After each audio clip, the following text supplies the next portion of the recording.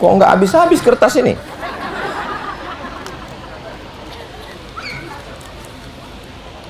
Sholat fajar dilakukan sebelum azan subuh. Ada juga pendapat sesudah sholat subuh, waktu mulai pagi sebelum sholat duha. Dengar baik-baik, Bapak Ibu masih fokus. Sholat sunat fajar nama lainnya sholat qobliyah subuh. Bagi yang pakai usolli sunnatas subhi rak'ataini qobliyatan, atau usolli sunnatal fajri. Namanya dua, orangnya satu. Siapa tadi yang ceramah? Abdul Somad. Oh enggak, UAS. Sama. Sholat sunat fajar sama dengan 2 rakaat qobliyah subuh. Waktu warahmatullahi wabarakatuh. Selamat datang di ruang bimbingan rohani dan inspirasi Islam. hukum merokok setelah wudhu. Menurut Muhammadiyah merokok haram. Menurut Mufti Mesir merokok haram. Menurut Majelis Ulama Indonesia merokok haram bagi ibu hamil, orang sakit, ibu menyusui. Tapi bagi orang yang sehat makruh. Saya jelaskan dua-dua supaya jamaah jangan bingung. Nanti kalau ada ustadz yang mengatakan haram, berarti dia pakai fatwa Mesir, Saudi Arabia, Muhammadiyah. Kalau ada yang bilang makruh, berarti dia pakai fatwa Nahdlatul Ulama dengan Majelis Ulama Indonesia. Jelas? Kalau ada orang habis berwudu, dia merokok. Pas ditanya, kenapa kau merokok? Aku pilih yang makruh. Berarti sama seperti orang habis wudu makan jengkol. Hukum makan jengkol? Makruh. Apakah wudhunya batal? Tidak. Itu hukum merokok kalau dilaksanakannya selesai wudhu atau setelah wudhu atau sebelum wudhu. Kalau dia berpendapat itu makruh, wudhunya tidak batal. Kalau dia berpendapat rokok itu haram, kenapa dia merokok? Pasti tanya, menurutmu rokok itu haram, kenapa kau merokok? Karena yang haram itu kalau beli, kalau dikasih makruh. Ada orang begitu. Apa pandangan Ustadz tentang aliran Syiah? Syiah terbagi dua. Yang satu Syiah ekstrim, bukan es krim, ekstrim. Yang satu lagi Syiah yang moderat. Syiah yang moderat berbeda dengan kita dalam masalah fikih. Fikihnya fikih Imam Ja'far Shadiq, di Al-Azhar diajarkan. Di dalam Fiqhul Islami wa Adillatuh Syekh Wahbah Zuhaili ada namanya fikih Ja'far Shadiq. Yang Syiah ekstrim ini mengkafirkan sahabat Nabi. Ini yang kafir. Adapun Ali Khamenei yang mati dibunuh oleh Amerika, Donald Trump, dia memfatwakan tidak boleh mencaci maki sahabat Nabi. Maka dengan begitu ulama Al-Azhar mengatakan dia bukan ekstrim, karena dia tidak mencaci maki sahabat Nabi. Jadi terbagi dua, ada yang moderat, ada yang ekstrim. Bagaimana cara kita membedakan dia moderat atau ekstrim? Lihat dia. Adapun yang tinggal di Inggris, orang Kuwait, namanya Yasir Al-Habib, Syiah juga ekstrim. Dia mencaci maki Aisyah. Dia katakan Aisyah di neraka. Ada videonya. Ini kafir karena dia ekstrim. Sedangkan yang moderat, dia tetap menghormati sesama kita, bahkan mengeluarkan fatwa tidak boleh mencaci maki sahabat Nabi. Sedangkan kita ahlu sunnah mencintai sahabat Nabi. Makanya kalau bulan Ramadan tarawih, Al-Khalifatul Awwal Sayyiduna Abu Bakrin Siddiq. Apa jawabnya? Radhiyallahu anhu. Karena kita mendoakan supaya mereka diridhoi Allah Subhanahu wa taala. Bagaimana pandangan Islam terhadap kecerdasan buatan AI dalam fatwa agama? Tidak bisa bertanya kepada AI karena AI bukan manusia. Yang bisa berfatwa itu pertama manusia, kedua muslim, ketiga berilmu, keempat bermazhab. Kamu bertanya kepada siapa? Kepada muslim. Berilmu, ya. Apa mazhabnya? Mazhabnya mazhab Imam Syafi'i. Karena kita di Nusantara ini mazhabnya mazhab Syafi'i.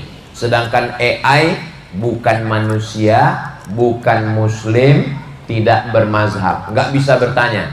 Tapi sebagai mahasiswa untuk mengumpulkan informasi bisa. Karena AI mengumpulkan informasi dari kitab ini, dari kitab ini, dari kitab ini. Dia sebagai alat bantu, bisa sebagai alat bantu. AI itu sebagai alat bantu tukang cari informasi. Hai AI, iya saya, katanya suara perempuan. Tolong carikan saya pendapat ulama tentang hukum rokok. AI mengumpulkan pendapat menurut mufti Mesir, menurut mufti Yordania, menurut mufti. Nah, dia hanya sekedar mengumpulkan informasi, tapi untuk berfatwa AI tidak bisa. Maka bertanya ke dalam Quran, fas'alu ahla dzikri, bertanya kepada ulama in kuntum la ta'lamun. Alhamdulillah kita di Sulawesi Tenggara punya ketua Majelis Ulama Indonesia, punya guru-guru. Bertanyalah kepada guru-guru kita insyaallah. Demikian, wallahu a'lam bishawab.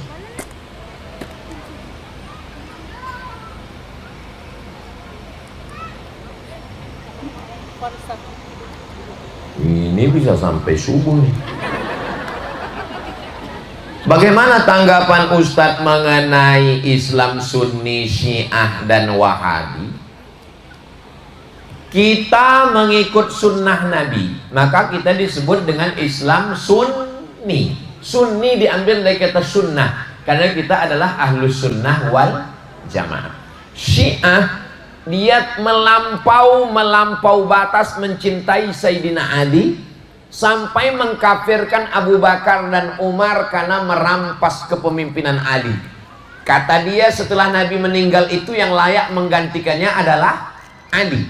Abu Bakar dan Umar ini merampas Ali, maka Abu Bakar dan Umar, Utsman, sahabat Nabi semuanya kafir. Kalau dia mengkafirkan sahabat Nabi, maka dia Syiah yang tertolak. Tapi kalau dia tidak mengkafirkan sahabat Nabi, dia Syiah yang moderat. Kita berbeda fikih saja dengan dia. Adapun persimpangan perbedaan kita dengan Wahabi ada 3. Ingat baik-baik. Yang pertama, Wahabi membid'ahkan suatu perbuatan yang kita masih ikhtilaf. Tentang tahlilan, tentang maulid Nabi, tentang Isra Mi'raj, tentang baca Yasin bersama, tentang berdoa bersama, tentang zikir bersama. Bagi mereka itu bid'ah. Kalau bid'ah berarti sesat, kalau sesat masuk neraka. Maka menurut mereka Abdul Somad ini pelaku bid'ah, sesat, masuk neraka. Karena Abdul Somad baca Yasin bersama, karena Abdul Somad maulid Nabi, karena Abdul Somad berzikir bersama, karena Abdul Somad berdoa bersama. Padahal ini masih masalah khilafi. 2. Wahabi mewajibkan jenggot. Kalau berjenggot wajib, berarti mencukur jenggot haram. Maka siapapun yang mencukur jenggot haram, haram, haram. Orang yang melakukan haram setiap hari berarti dia fasik. Orang yang mencukur jenggot nggak boleh jadi imam karena dia fasik. Orang yang mencukur jenggot nggak boleh jadi saksi nikah karena dia fasik. Orang yang mencukur jenggot nggak boleh jadi saksi pengadilan karena dia fasik. Menurut Wahabi. Padahal hukum mencukur jenggot masih khilafiyah. Ustaz kok nggak berjenggot? Belum tumbuh. Kami kan masih sebaya dengan. 3. Mereka memahami ayat-ayat mutasyabihat. Kalau Tuhan menanam kaktus, kaktus ditanam berpetak-petak. Saya agak kurang fokus karena sudah datang nasi kotak. Itu cara buat pantun, jadi dua dulu di ujung, masih bisa kan? Itu contoh pantun. Sampai mana tadi? Yang ketiga, mereka memahami ayat-ayat mutasyabihat secara tekstual. Contoh, yadullah fauqa aidihim, tangan Tuhan. Mereka katakan tangan Allah, sedangkan Ahlus Sunnah nggak boleh mengatakan tangan Allah. Makna tangan Allah itu kekuasaan Allah, ditakwil. Menurut Wahabi, siapa yang mentakwil berarti kafir. Mereka mengkafirkan saya karena saya mentakwil ayat-ayat mutasyabihat. Itu kenapa mereka mengejek saya di internet, dibilangnya UAS, Ustadz Ahli Syubhat. Karena saya mentakwil ikut mazhab Imam Abil Hasan Al-Ash'ari. Cari ceramah saya tentang ini 2 jam di internet. Keywordnya tulis di YouTube, takwil, UAS takwil, UAS takwil. Nanti dapat video persimbangan perbedaan dengan Wahabi. Bagaimana cara menyatukan kalau ada saudara keluarga yang tak mau saling memaafkan? Buat acara kumpul keluarga. Jangan buat halal bihalal, nanti dia nggak datang. Apa nama acaranya? Coffee morning. Apa nama acaranya? Family gathering. Ada satu acara lagi yang pasti dia datang, bagi warisan. Datang acara, marilah kita undang Ustadz saling memaafkan. Insya Allah. Apakah dalam menjalani hidup ini cukup dengan sabar agar semua baik-baik saja? Enggak bisa. Pak Haji, anak gadis bapak dibawa orang, sabar, mati kita. Bapak, istri bapak tadi saya lihat di rumah makan sama orang, serahkan pada Allah. Ibu, suami ibu tadi saya lihat jalan-jalan sama pelakor, sabar. Itu bukan sabar, bodoh.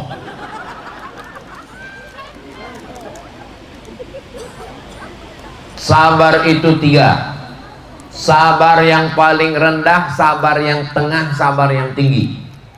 Sabar yang paling rendah adalah sabar ketika kena musibah, sabar ditipu orang, sabar sakit, sabar kena bala bencana, itu sabar. Sabar paling bawah. Sabar yang kedua adalah sabar ketika ada kesempatan untuk buat dosa. Bapak jalan-jalan ke mall, tiba-tiba datang orang melempar kertas nomor handphone. Terus bapak lihat, bapak buang. Itu namanya bapak sabar. Padahal ada kesempatan. Lihat kan gini, nggak ada. Sabar. Bapak ditelepon orang, temuin aku di sini ya sayang. Aku orang sabar, setan. Sabar. Sabar. Datang orang mau ngajak bapak korupsi. Ini ada uang 1 koper. Tidak. Katakan tidak pada korupsi. Ini sabar. Kenapa? Karena CCTV menyala. Sabar yang paling tinggi adalah sabar dalam beribadah. Sabar nggak makan, nggak minum, padahal makanan halal. Puasa Senin Kamis. Sabar untuk mengeluarkan harta, zakat, wakaf, infak, sedekah, bangun masjid, padahal dia mau beli itu, beli ini. Itu sabar. Itu namanya sabar. Adapun orang yang diejek, saya kalau diejek orang, saya lapor ke Polda. Ada orang yang saya lapor ke Polda? Ada. Diejeknya saya di internet, saya screenshot, saya print, pergi saya ke Polda. Kata bapak Polda, nanti usah di BAP. Enggak apa-apa, BAP aja silakan. Panggil saya ke kantor kejaksaan, ke pengadilan. Datang saya khusus. Pas saya datang, dia nggak datang. Saya tanya, mana yang ngejek? Mencret. Jangan diam. Jangan diam kalau diejek. Jangan ibu diam. Perempuan ini sekarang banyak dieksploitasi, dibodoh-bodohi. Jangan diam. Laki-laki juga jangan diam. Jangan takut. Perempuan dibela oleh Komisi Perlindungan Perempuan. Laki-laki nanti kita buat Komisi Perlindungan Laki-laki yang teraniaya. Anak-anakku VVIP, kalau ada orang ngejek, ada orang membuli, jangan diam, ya, jangan diam. Lapor sama papa, lapor sama mama, ya. Udah saya didik semua, udah. Anak saya gitu, anak saya ponakan saya bawa ke batang pisang. Ada orang di kelas mau ngejek? Nggak ada. Ada. Hasik, Bibi, Sami, ada yang ngejek? Nggak ada. Kalau ngejek, tinju dia. Tinju batang pisang. Jangan, nah, kalau anak kita ngadu ke kita, jangan kita marahi dia. Papa, ada orang ngejek di sekolah. Sabar ya nak, mati dia. Anak saya bilang, kalau ada yang ngejek kau di sekolah, lapor. Nanti ku datang ke sekolah. Kalau ayahnya nanti ngelawan, bah, ayahnya ku tunggu. Ajarkan anak kita. Ini anak-anak ini sekarang dibully sampai meninggal, anak dibully, disakiti, ngelapor ke orang tuanya nyuruh diam. Saya nggak senang gitu. Anak-anak kita bangkitkan. Gimana VIP? Semangat? Takbir.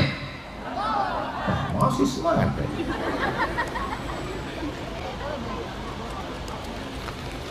Kok nggak habis-habis kertas ini?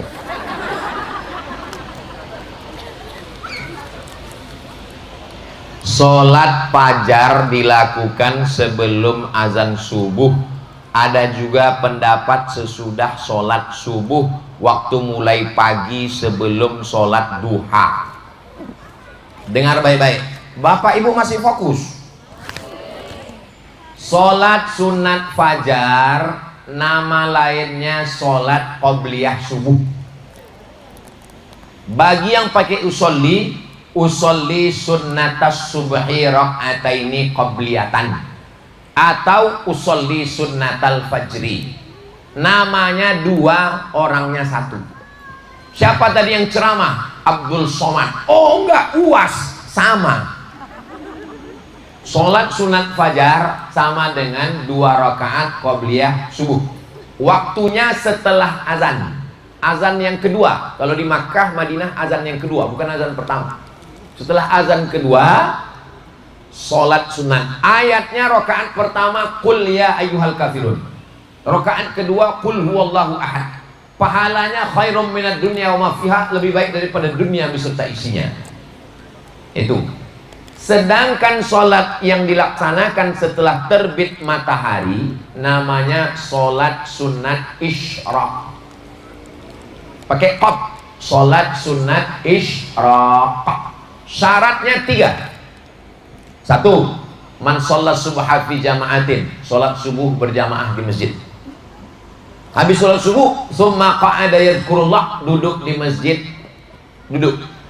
Terserah mau zikir, mau baca Quran, duduk. Hatta tatul asyam, sampai terbit matahari. Lewatkan 15 menit, karena waktu terbit matahari itu waktu dipakai untuk menyembah setan. Lewatkan 12 menit. Setelah itu sholat sunat isyraq 2 rakaat. Pahalanya seperti haji dan umrah. Hadisnya hadis hasan, ada dalam Sunan Tirmidzi, tidak diragukan dalilnya, tidak ada ikhtilaf. Itu perbedaan sholat sunat fajar dengan sholat sunat isyraq. Ulang sekali lagi Pak Ustadz, nanti tonton di YouTube, jangan lupa tonton channel Ustadz Abdul Somad Official, subscribe, like, share, and comment. Sebelum membuka pintu waktu pagi, kita membaca surat Ikhlas, Al-Falaq, An-Nas, ayat kursi. Itu namanya zikir harian. Zikir harian 10. Zikir harian 10.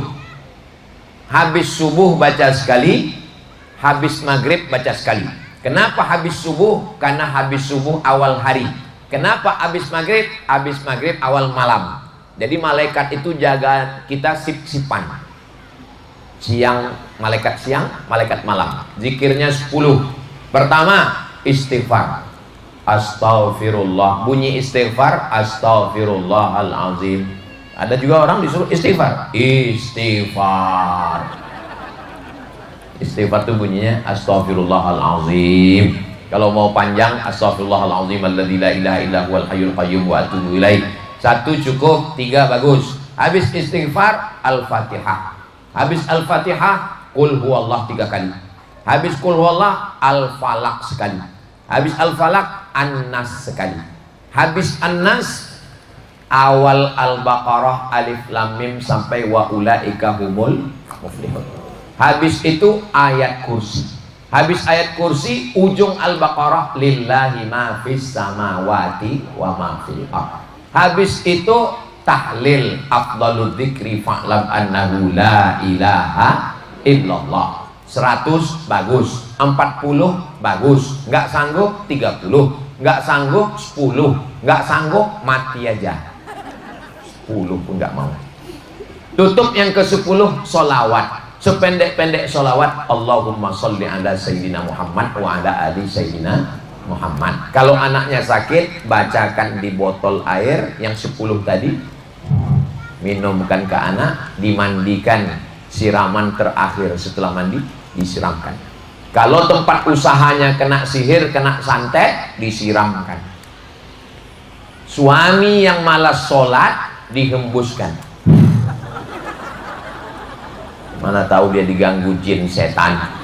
Suami yang kena pelet, dibacakan ke air minumnya supaya peletnya lepas. Karena di situ ada anti pelet. Wa min syarrin naffatsati fil uqad. Dari kejahatan perempuan yang meniup-niup simpul. Rambut suami itu dicuri, diikat di simpul tali oleh dukun-dukun. Naffatsati. Dibacakan. Kalau suami, istri, anak sakit, dibacakan yang 10 tadi, ditiup ke telapak tangan, diusapkan ke kepala, ke wajah, ke badan. Kalau membacakan untuk diri sendiri pas mau tidur malam, dibacakan ke telapak tangan,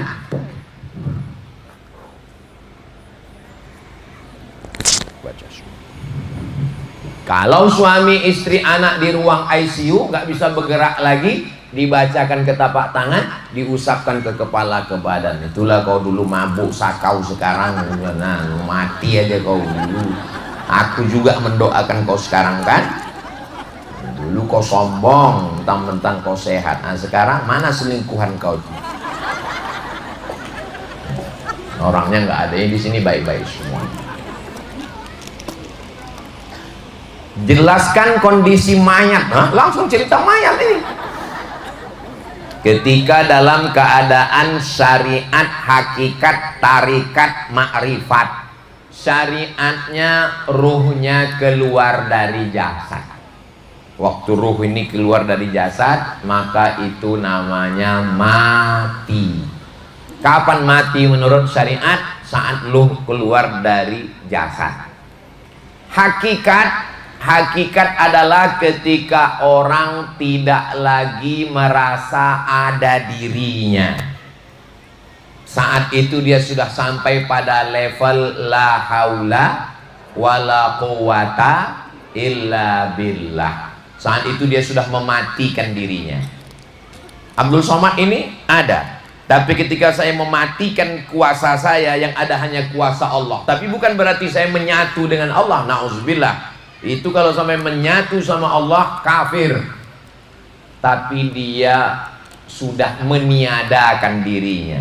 La ilaha illallah. Tarikat itu artinya jalan. Ketika guru membaiatkan talqin ke dia, dipakaikan pakaian kain kafan, dibisikkan ke telinganya oleh guru, la ilaha illallah, kata gurunya. Pada saat itu dia namanya Rabitatul Qabri. Rabitoh artinya mengikatkan hatinya dengan gurunya, mengikatkan hatinya dengan alam kubur. Dia membayangkan dirinya sedang dikafani, sedang dimandikan, sedang di alam kubur supaya dia lebih dekat kepada Allah Ta'ala. Saat itu dia mati secara hakikat. Secara ma'rifat, apa mati? Apa mati sudah tak ada kita lagi? Nurun yaqdhifullahu fi qalbi abdi. Ketika cahaya ditembakkan ke hati seorang hamba, saat dia sedang larut dalam zikirnya la ilaha illallah atau zikirnya Allah Allah Allah Allah Allah, lalu dia melihat dalam mata batinnya ada cahaya. Tapi jangan gara-gara ini lalu kemudian besok pagi banyak mengaku cahaya. Tadi malam Ustaz, pas jam 2 malam saya lihat badan istri saya itu bercahaya. Itu bukan cahaya, istrimu sedang memeriksa handphone. Bercahaya kan badan dia? Iyalah, handphonemu sedang diperiksanya. Kalau mengalami seperti itu dalam zikir, jangan diceritakan ke orang banyak. Itu bukan menjadi konsumsi publik. Ceritakan kepada syekh mursyid pembimbing. Man la syaikhalahu fasyaitanu syaikhuhu. Siapa yang tidak berzikir dengan guru mursyid, maka tiada, setanlah yang jadi pembimbingnya. Maka tanyakan, guru, tadi malam waktu saya sedang berzikir, tiba-tiba ada cahaya terang benderang. Apakah ini dari Allah atau dari setan? Saya sedang berzikir Allah, Allah, Allah, Allah, Allah, Allah. Tiba-tiba datang bisikan ke telinga saya pakai bahasa Arab. Ya Abdus Somad, anta waliyun min awliyai. Wahai Abdul Somad, kau adalah waliku.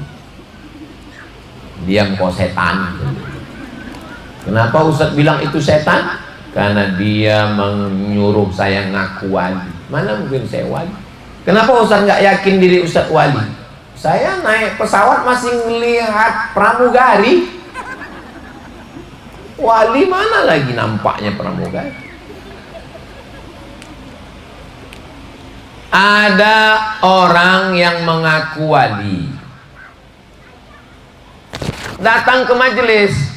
Di majelis itu dituangkan air minum. Yang nuangkan air minum itu perempuan. Yang menuangkan air minum itu perempuan. Ini wali-wali semua. Yang satu ini ngaku-ngaku wali. Ini wali-wali Allah semua. Yang nuangkan perempuan. Setelah selesai minum mereka, lalu yang ngaku wali ini ngomong, kalian katanya wali-wali Allah, kenapa kalian mau minum air minum yang nuangkan perempuan? Kata yang ngaku wali. Terus yang wali-wali asli itu ngomong, loh, yang nuangkan tadi perempuan. Iya, kami nggak tahu, kami nggak ngelihat. Paham? Saya ulang lagi. Memang jam-jam segini susah ngangkat. Wali. Yang ini ngaku-ngaku wali. Datang perempuan nuangkan air minum. Yang mereka mau minum. Habis itu ngaku wali ini marah kepada wali yang asli. Kalian katanya wali-wali, kenapa kalian minum padahal yang nuang perempuan? Kata wali-wali ini, kami nggak tahu kalau yang nuang tadi perempuan. Kau kok tahu? Berarti kau nengok, kami enggak. Paham? Mereka yang nuang air aja nggak nengok. Saking kan dia sudah bersama dengan Allah SWT. Ini lewat perempuan keluar gimana? Ngaku wali murid.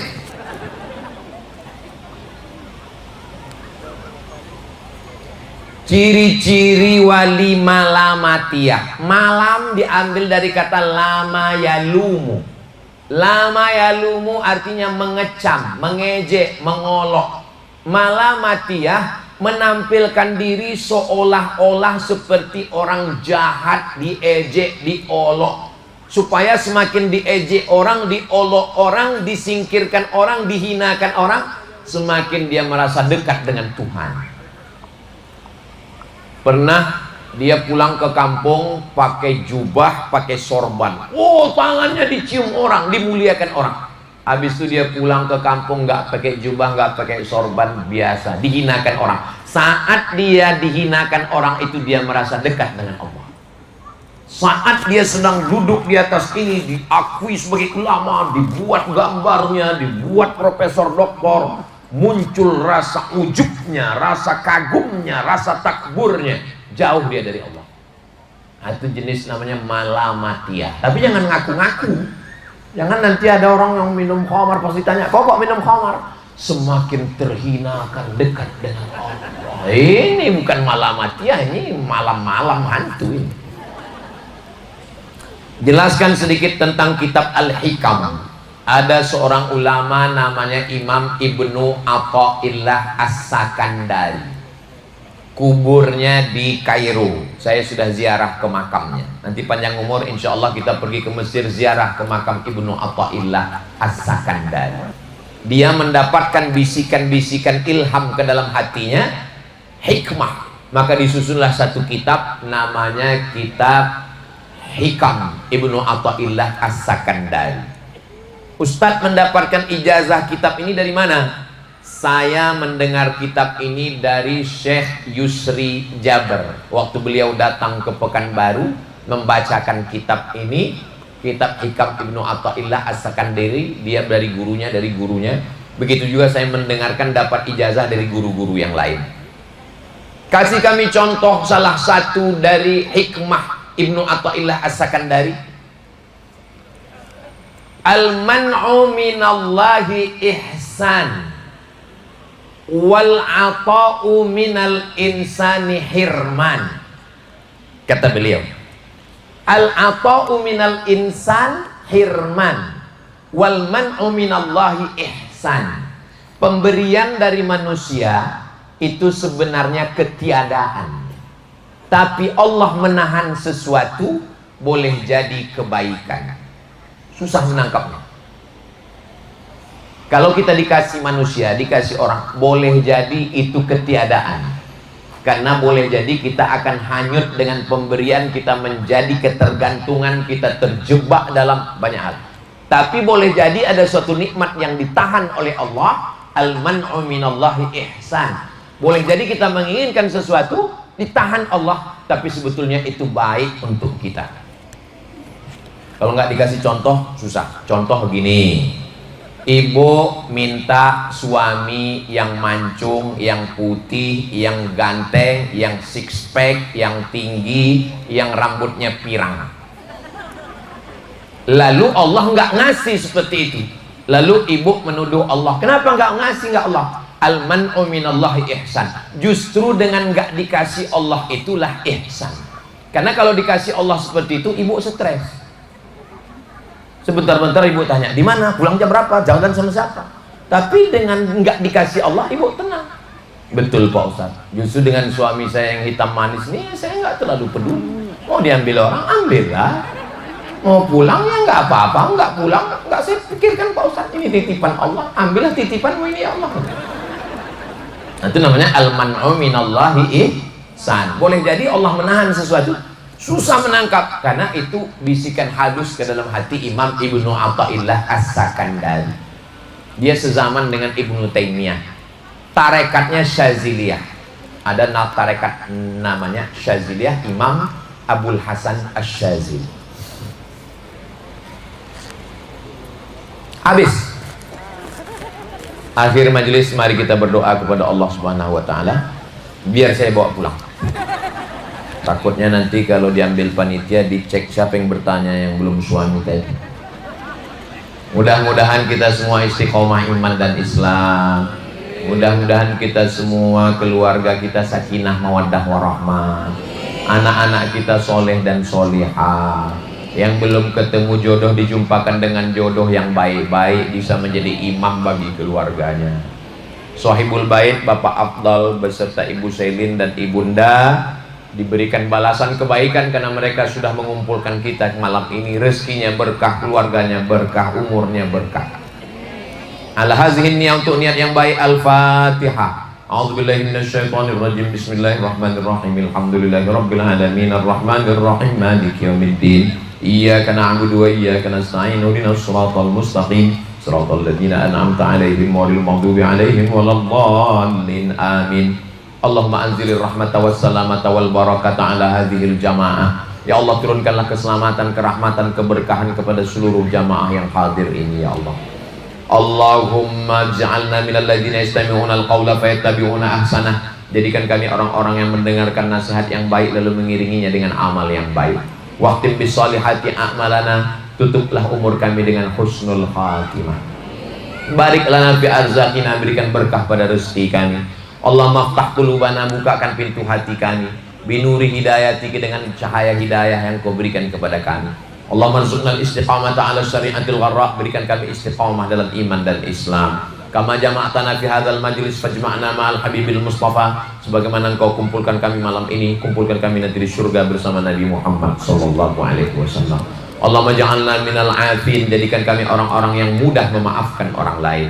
Allahumma ja'alna minal ladzina yastami'una al-qawla waftah lana abwabal khair wa abwaban ni'mah wa abwabal barakah. Bukakan untuk kami pintu nikmat, pintu rahmat dan pintu barakah. Rabbana fir lana dzunubana, ampunkan dosa kami, wali abaina ayah kami, wali ummahatina ibu kami, wali azwajina pasangan hidup kami, wali auladina anak-anak keturunan kami. Wahfazhum min kulli syu'u wa syarr wa makruh, jaga anak-anak kami dari fitnah akhir zaman, selamatkan dari riba, narkoba, LGBT, perbuatan keji dan mungkar. Rabbana atina fid dunya hasanah wa fil akhirati hasanah wa qina adzabannar. Wa sallallahu ala sayyidina Muhammad wa ala alihi wasallam. Walhamdulillahi rabbil alamin. Taqabbalallahu minkum minna wa minkum taqabbal ya karim. Assalamualaikum warahmatullahi